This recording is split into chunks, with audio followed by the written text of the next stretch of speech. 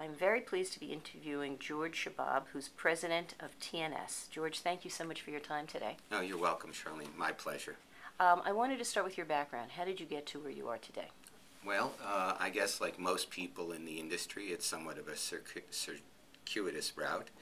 I started with Management Science Associates out of school. My background is in statistics, and I first worked for Management Science Associates, and my first boss actually was Jan Falcone.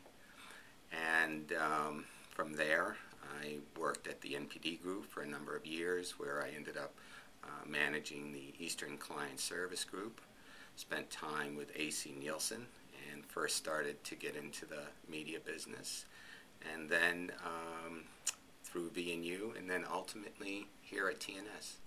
So you have a strong methodological background. How has research methodology changed over the years, and if so, how?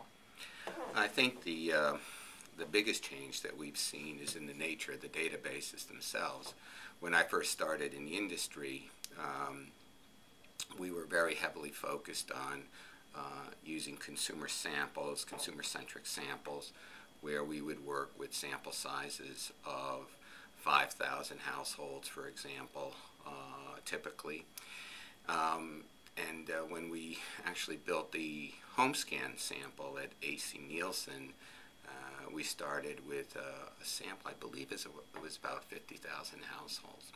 So over the years, what we've seen is a very dramatic change in the sizes of the databases, where today we're working with databases that encompass 250, 300,000 households, and we've actually done benchmark testing within TNS on our Emphasis Plus platform that we're going to be introducing next spring, where we benchmark up to 10 million households.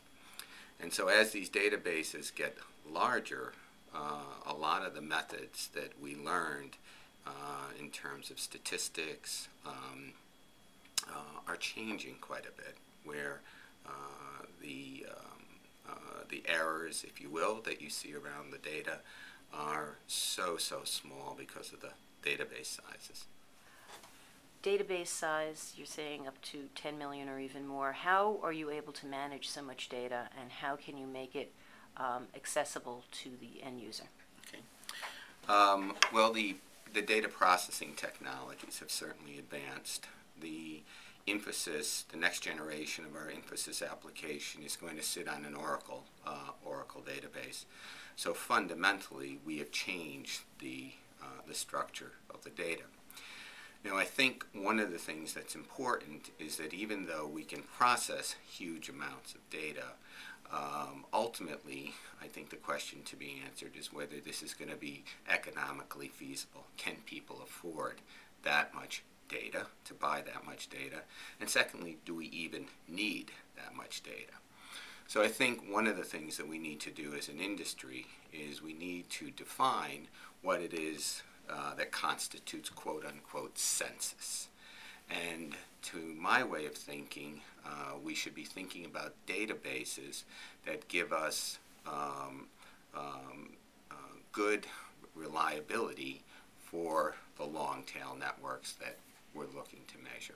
And I don't necessarily think that it has to be a full 100% census. If it doesn't have to be a full census, how are we best able to decide what sample best replicates actual usage? Okay.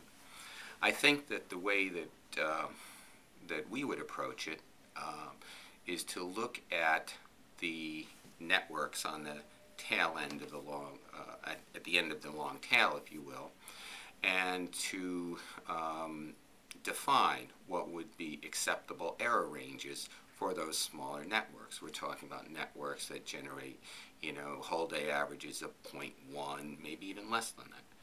And once you define what is an acceptable level of an error for those long tail networks, you have by definition created a sample size that will give you even more reliability as you move to the larger networks.